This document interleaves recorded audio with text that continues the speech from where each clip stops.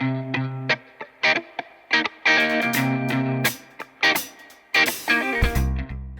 guys, so as I was doing a lot of vlogs, like a series of vlogs already, and I was supposed to be talking to you daily and giving you updates and everything else, well, let me see. I suddenly stopped recording because I was getting more stressed out. You see, this car here, this loyal 4x4 that we have here, this RAV4 that I got like 6 years ago, I think 5 years ago. Yeah, it's giving me problems now. I was supposed to change tires for it, but good thing I didn't.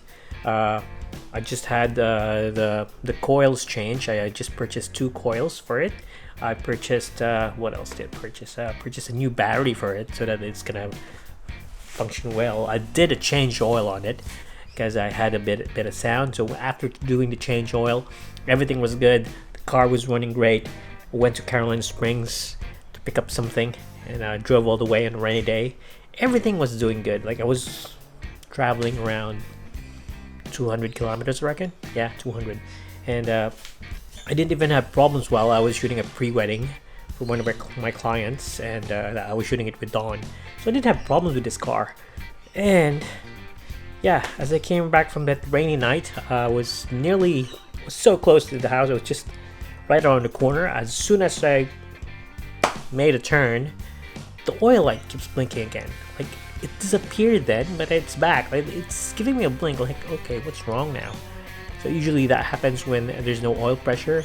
If oil's not going up to the engine and the engine's not getting oil, so it might break your everything.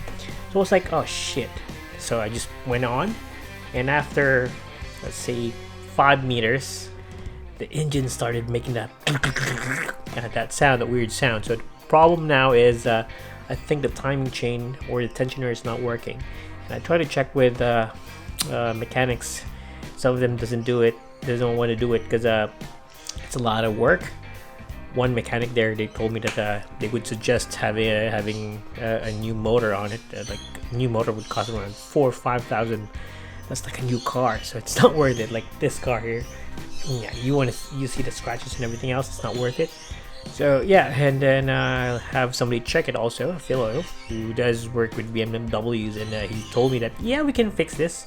Might take some time because we're gonna open it up here. The problem is, as soon as we open up the engine, you might see other problems there. We might have other problems. So that's gonna be shit. So right now this car here still runs, but it's noisy.